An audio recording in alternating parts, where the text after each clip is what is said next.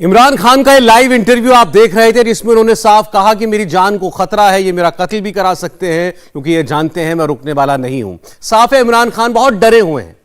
ये तय है कि रविवार को इमरान खान की कुर्सी जाने वाली है। बस कुछ देर पहले इमरान ने यह लंबा इंटरव्यू दिया, बहुत चौंकाने वाली बातें कही।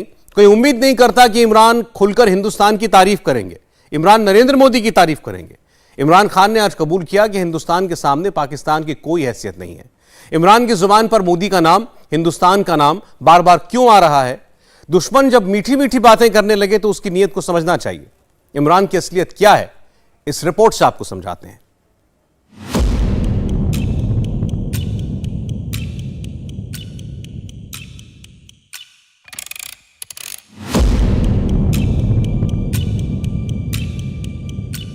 मैं आज हमें हमारी अब देख लें,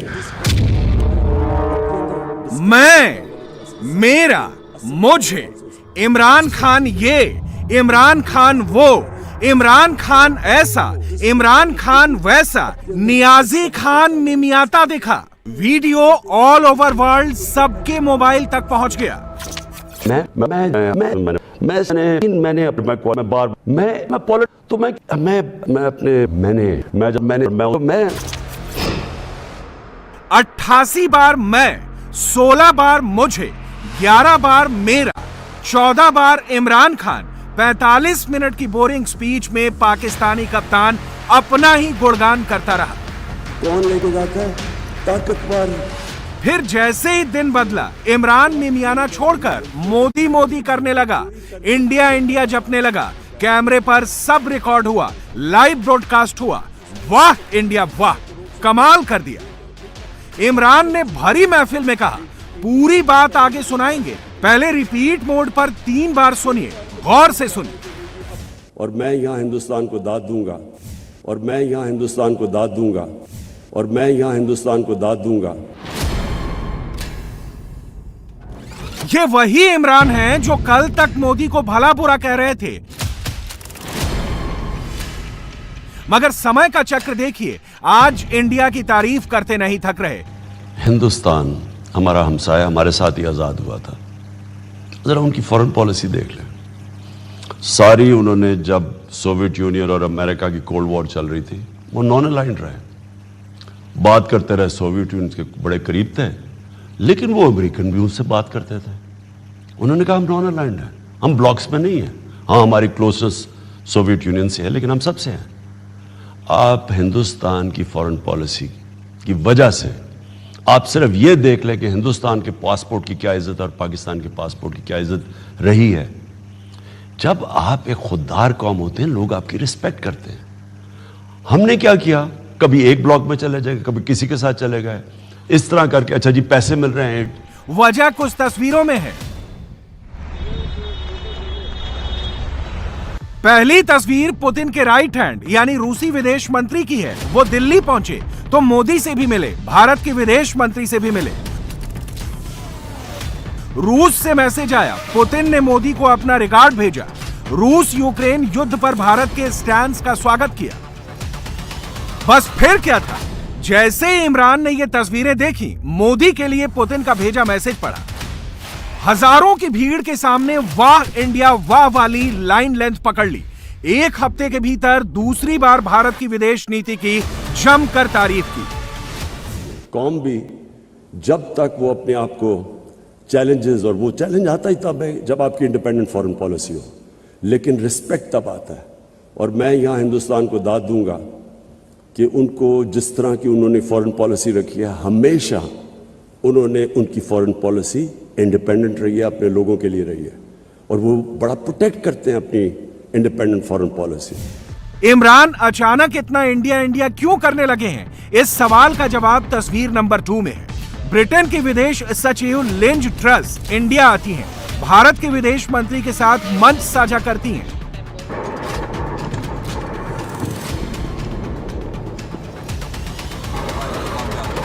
और संभावित वर्ल्ड वॉर 3 की हलचल के बीच कैमरे पर भारत के लिहाज से बड़ी बात कहती हैं।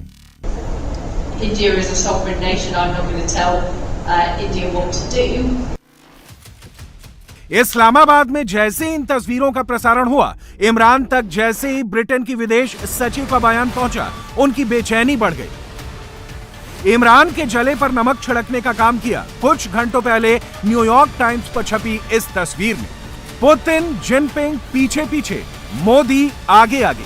तस्वीर भले ही पुरानी हो, मगर मौजूदा हालात में इस तस्वीर की टाइमिंग इंटरेस्टिंग है।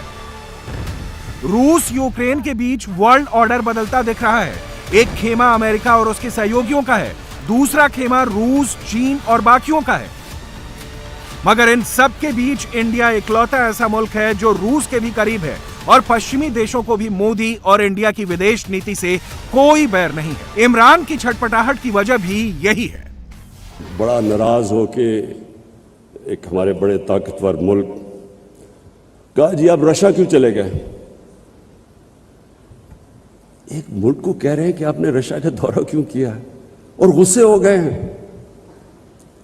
हिंदुस्तान जो उनका एलाय है क्वाड के अंदर, उनका एलाय है, उसकी पूरी मदद कर रहे हैं। वो ना तो सिर्फ हिंदुस्तान वो रूस से न्यूट्रल है, वो उनसे तेल इंपोर्ट कर रहे हैं जब उनके ऊपर कोशिश कर रहे हैं सैंक्शंस लगाने की कि रशिया को प्रेशराइज करें। मैं आज बयान पढ़ रहा हूं बरतानिया की फॉरेन सेक्रेटरी का कि जी हम हिंदुस्तान को नहीं कह सकते उनकी इंडिपेंडेंट फॉरेन पॉलिसी है, इट्स एन इंडिपेंडेंट कंट्री। तो हम क्या हैं?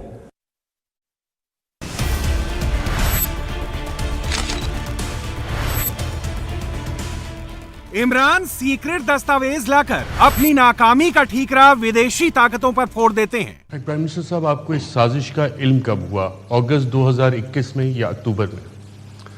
बस मुझे अगस्त से शुरू हो गया था आइडिया इस चीज़ का। मुझे इल्म था कि ये गेम चल रही है और मुझे ये भी था कि ये प्लानिंग हो रही है लंदन से। लोग यहाँ से लंदन जाते थे, वापस आते थे। मेरे पास एजेंसीज की रिपोर्ट्स भी थी। वो लोग जो कि पाकिस्तानी फ़ौज के भी ख़िलाफ़ थे, फ़ौज के इसलिए ख़िलाफ़ हैं कि असल में मुल्क को इकट्ठी इस वक्त हमारी अगर मजबूत फ़ौज ना हो तो ये मैं बड़ी बड़ी देर से कहता हूँ 3 टुकड़े कर सकते हैं हमारे जो दुश्मन हैं।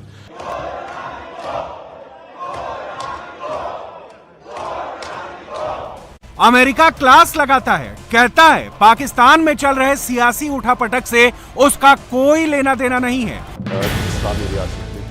यानी विदेश नीति हो या देश के भीतर की नीति हो, इमरान हर फ्रंट पर फ्लॉप साबित हुए हैं।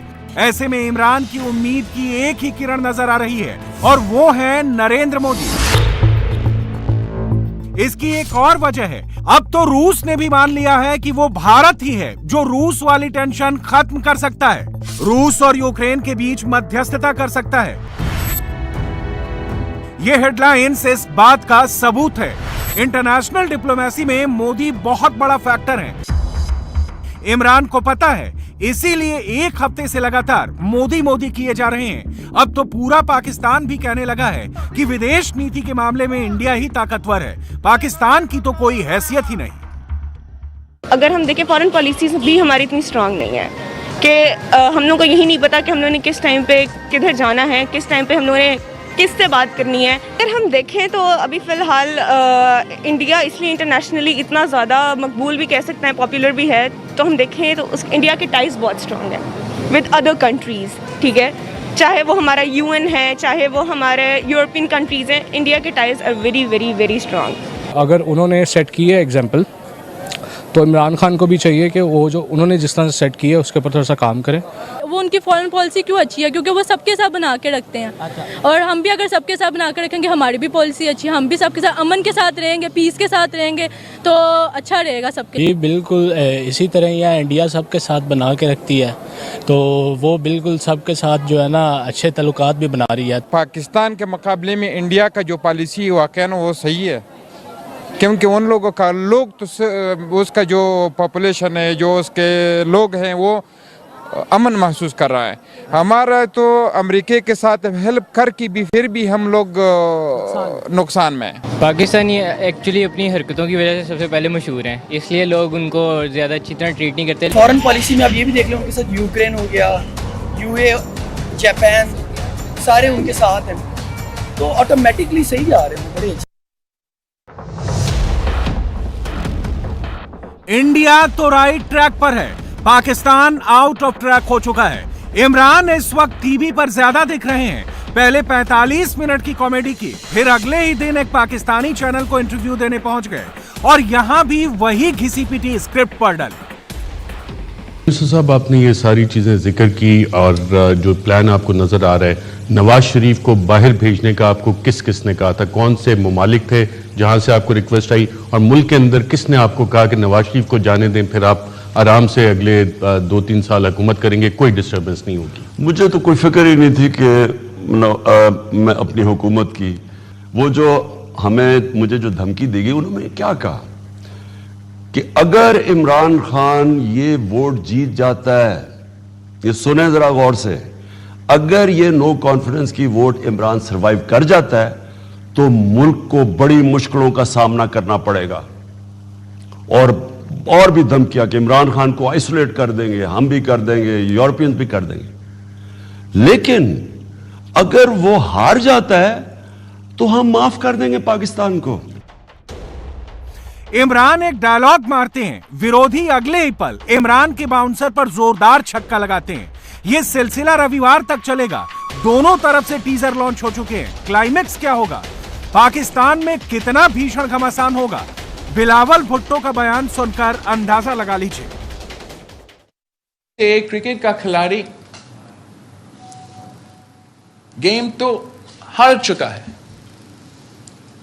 रिजल्ट्स तो साफ नजर आ रहे हैं, मगर इसके बावजूद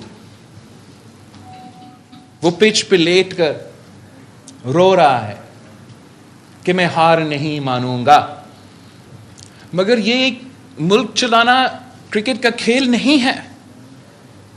और वजीर आजम साहब अगर अपना हार नहीं मान रहा है तो इसका ये नहीं मतलब कि वो नहीं हार चुका है।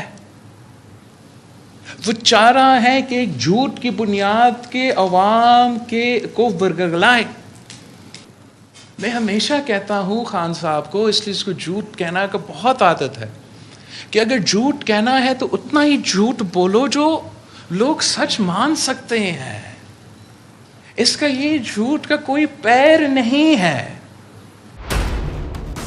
कुर्सी बची रहे, कप्तानी होती रहे, इमरान का पूरा फोकस इस वक्त यही है। इसलिए अब तक विदेशी साजिश वाली झूठी स्क्रिप्ट तो फैला ही रहे थे, अब कैमरे पर आकर ये तक कहने लगे हैं कि उनकी जान को खतरा है। दूसरी, मैं अभी आपके ये सबके सामने कह रहा हूं, मेरी जान को खतरा है, क्योंकि ये वो लोग हैं, ये जो सारे ये जो लोकल ये जो मिले हुए हैं सारे, इनको ये पता है कि इमरान खान चुप करके बैठने नहीं लगा।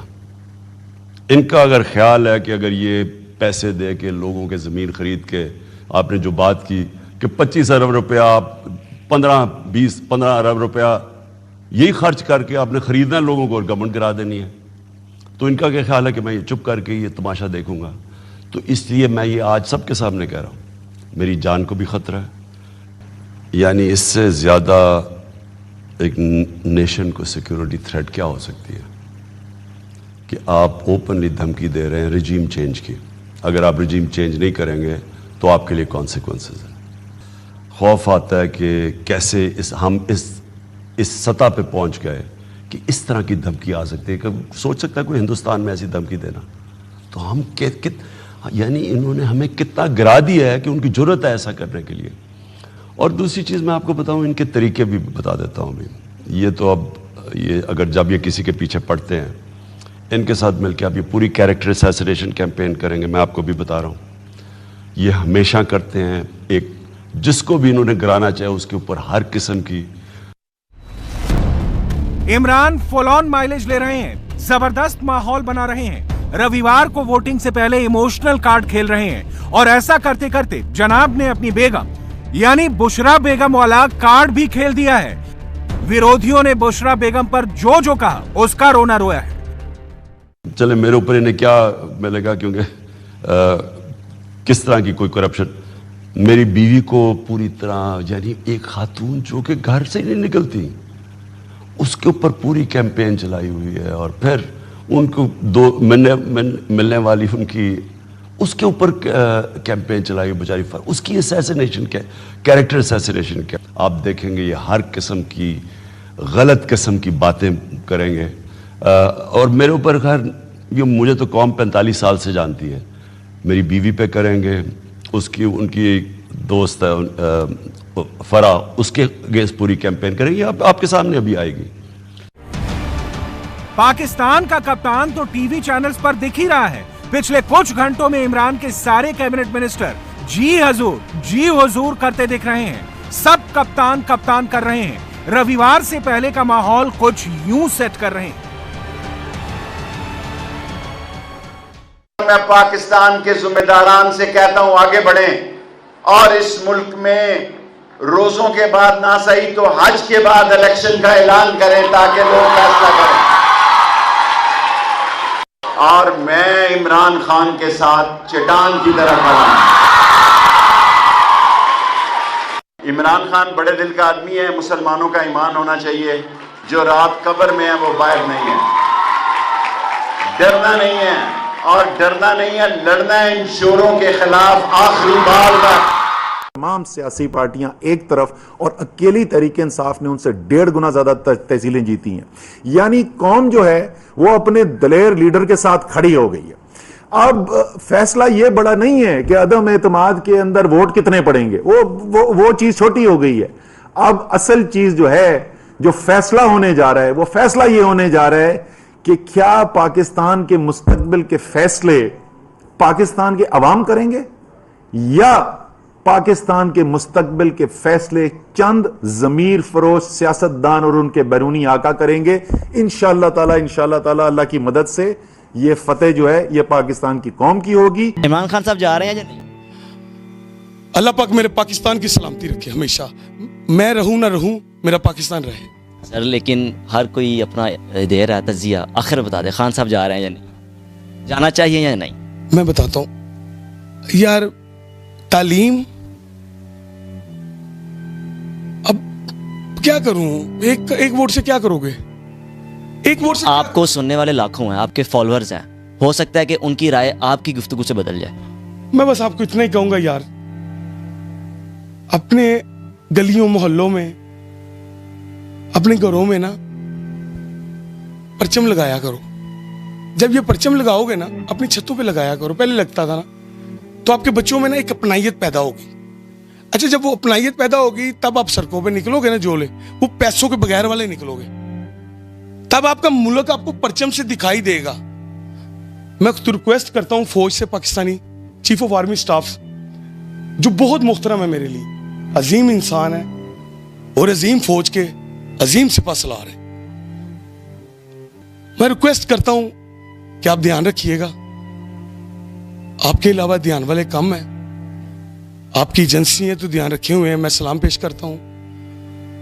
और यार इमरान खान को भी रहना चाहिए, इस फेस को रहना चाहिए। वैसे मजे की बात यह है कि जैसे ही इमरान की टीम रोने धोने वाला माहौल बनाती है तो विरोधी खेमा उसमें अपना एक कैरेक्टर फिट कर देता है। मसलन बिलावल तो फ्रंट फुट पर खेलते दिखे, थोड़ी थोड़ी देर में खोलकर इमरान की धुलाई करने वाले डायलॉग मारे। पाकिस्तान की किस्मत के साथ ना खेला जाए और वजीर आजम साहब कोई सेफ एग्जिट ढूंढने के बजाय, बैकडोर एग्जिट ढूंढने के बजाय, अगर मैं नहीं खेलूंगा तो किसी और को नहीं खेलने दूंगा का धमकियां देने के बजाय एक ऑनरेबल तरीके से इस प्रोसेस का मुकाबला करे। आपके झूठ के जवाब हम हर दिन दे सकते हैं। इमरान जो नैरेटिव सेट करने की कोशिश कर रहे हैं, पाकिस्तान में वो नैरेटिव फ्लॉप होता दिख रहा है।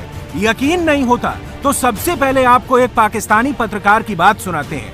उसने चश्मदीद के हवाले से बताया कैसे शेख रशीद ने खुद कहा अब तो इमरान चंद दिनों के मेहमान हैं। शेख रशीद जो मीडिया पे कहते फिर रहे हैं कि हम नहीं जा रहे, अगले 48 घंटे बड़े अहम हैं और कप्तान आखिरी बात कर रहे हैं, वो आप लोगों को प्राइवेट उधर कह रहे थे कि मैं तो हूँ ना हूँ 2 दिन 1-2 दिन और आप लोगों को मुझसे मुलाकात का फ़ायदा ही नहीं, अब कुछ हो ही नहीं सकेगा, ये वो कह रहे थे। उसने ये कहा कि मैं, उसके ये अल्फाज थे, मैं मेहमान हूँ इस कुर्सी में, कल हम नहीं होंगे, कल मैं इधर नहीं हूँगा।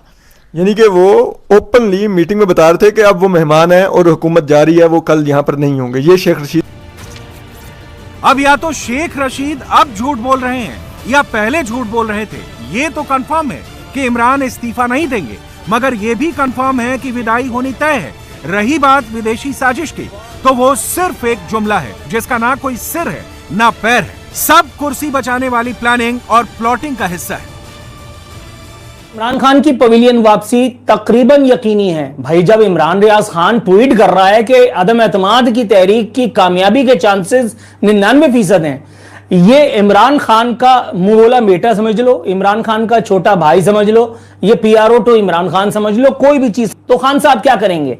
खान साहब क्या कर सकते हैं? इस एक मामले पर हम बात कर रहे थे। खान साहब क्या कर सकते हैं आपके ख्याल में? खान साहब इस्तीफा दे देंगे? मुझे नहीं लगता। मैं फ्रैंकली स्पीकिंग अगर बताऊं तो मुझे नहीं लगता कि खान साहब इस्तीफा देंगे। उन्होंने कहा कि इमरान की जान को खतरा है। जब एंकर ने स्पेसिफिकली पूछा कि क्या उस खत में खतरे का था, तो उसने कहा नहीं, वो और जुड़ी भी बहुत सी चीजें होती हैं जो आ रही होती हैं।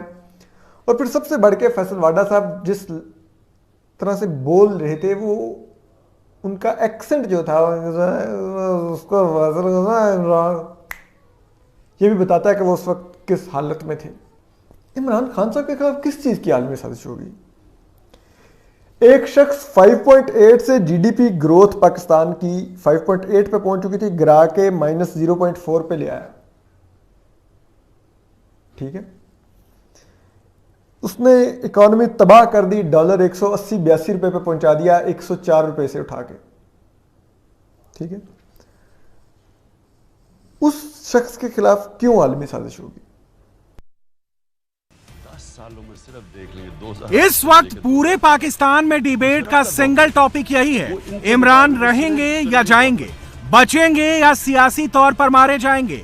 हर कोई अपने अपने तरीके से विश्लेषण कर रहा है, मगर सबसे सटीक विश्लेषण किया है पाकिस्तानी पत्रकार हसन निसार ने। गौर से सुनिएगा, इमरान ने कैसे उड़ते तीर लिए और अब बगले झांक रहे हैं। सूरत हाल किस तरफ जा रही है, सियासत में क्या है, काउंटिंग क्या है, उधर कितने हैं, इधर कितने हैं, ये अबस है, बेकार है, क्योंकि बात इससे बहुत आगे बढ़ चुकी है।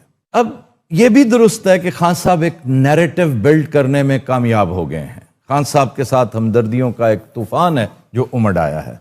ये भी दुरुस्त है कि खान साहब जब इलेक्शन में जाएंगे तो अपने असल रंग दिखाएंगे। ये तो है आगे की फ्यूचरिस्टिक बात। इस वक्त जो सूरत हाल है वो ये कि हमाकतों का एक तूफान था, एक पंडोरा बॉक्स था। आपके ख्याल में 5-4 मेजर हमाकतें कौन सी हैं जो खान साहब ने कमिट की? देखें, पहली बात तो ये है कि सबसे बड़ा जुर्म नहीं, मैं गुनाह समझता हूँ जो इनसे सरजद हुआ, होमवर्क, कि इन्होंने होमवर्क नहीं किया। इनके इक़्तिदार में आने से पहले इनका एक साथी जो रह चुका है या भी है शायद मुझे, वो हैं डॉक्टर इशरत हुसैन। उनकी किताब का नाम है गवर्निंग द अनगवर्नेबल।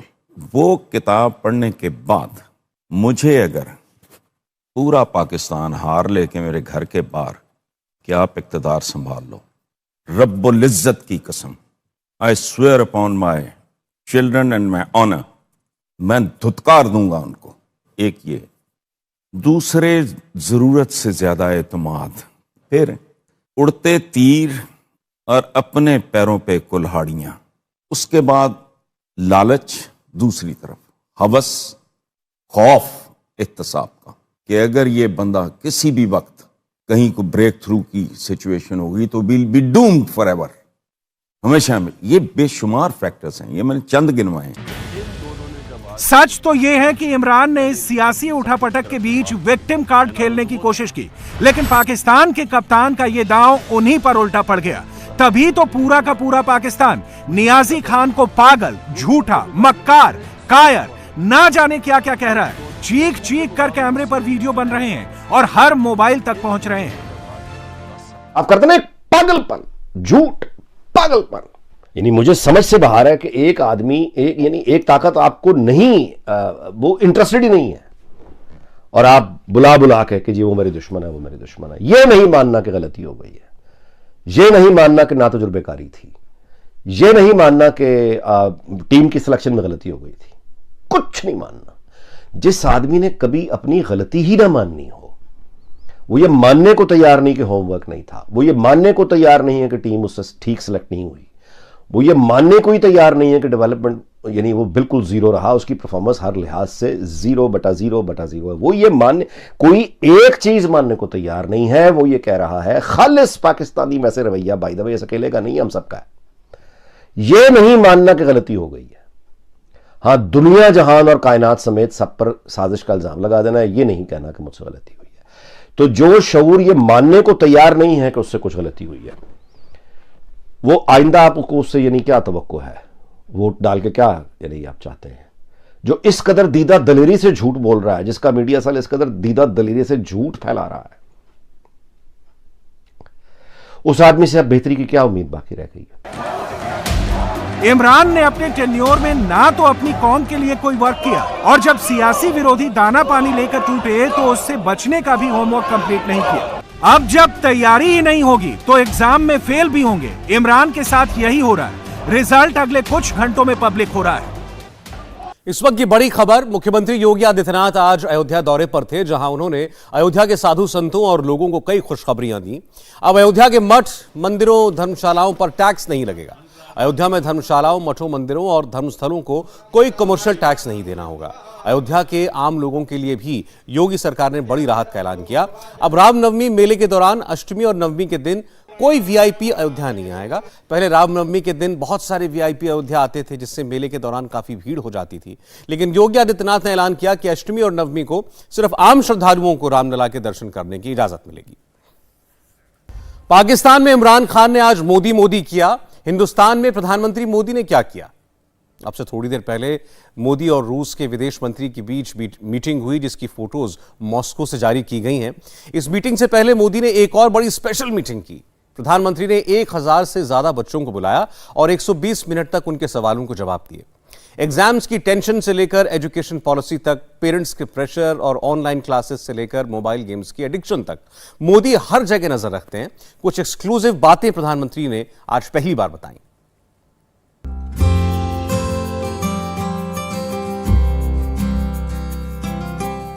कुछ चीजें पहली बार हुई। प्रधानमंत्री को ऑटोग्राफ देते हुए आपने कई बार देखा होगा। आज खुद नरेंद्र मोदी ने ऑटोग्राफ लिया। दिल्ली में तालकटोरा स्टेडियम के एग्जीबिशन लाउंज में प्रधानमंत्री जब स्कूली छात्रों के प्रोजेक्ट्स का एग्जीबिशन देख रहे थे, तभी उनकी नजर मन की बात सुनाने वाले डमी ट्रांजिस्टर पर पड़ी। प्रधानमंत्री ने उसे देखा, परखा और फिर अपनी जेब से कलम निकाल लिया। कोई कुछ समझ पाता उससे पहले ही प्रधानमंत्री ने डमी ट्रांजिस्टर बनाने वाले सेंट्रल स्कूल के 2 छात्रों से ऑटोग्राफ मांग लिया।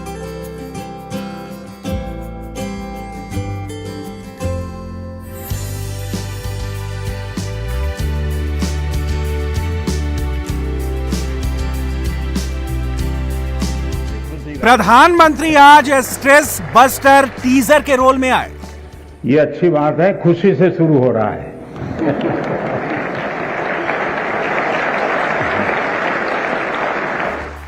हर तरह की परीक्षा से पहले टेंशन को पेंशन देने का उपाय लेकर प्रधानमंत्री 1000 से अधिक छात्रों के बीच पहुंचे, जहां उनका सबसे अलग, सबसे अनोखे अंदाज में इंटरव्यू हुआ। माननीय प्रधानमंत्री जी, खुशी, श्रीधर शर्मा तथा केनी पटेल परीक्षा के तनाव से व्यथित हैं। 14, 15, 16 साल के बच्चे और सामने प्रधानमंत्री नरेंद्र मोदी। क्या हमें परीक्षा को बहुत गंभीरता से लेना चाहिए? किसी भी तरह की सवाल पूछने पर कोई पाबंदी नहीं। मोदी ने सभी सवालों के जवाब दिए। इंडिया टीवी हर वक्त हर जगह डाउनलोड करने के लिए सर्च करें India TV news Google play store या ऐप स्टोर पर।